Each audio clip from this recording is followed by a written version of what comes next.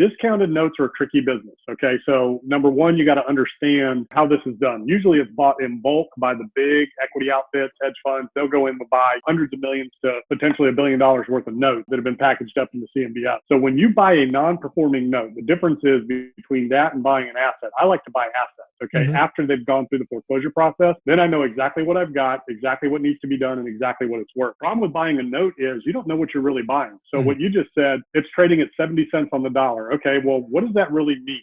Do you really know how much the building is worth? What kind of work does it need to be done? I mean, the elevators could need work. You have all the repurposing of the space.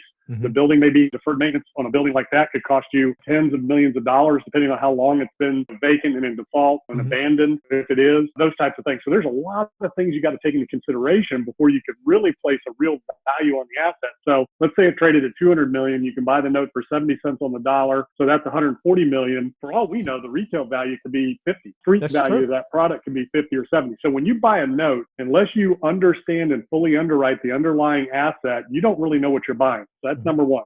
Number two, you buy that note, then you have to get it performing and or foreclosed. So you've now taken on the headache of the servicer.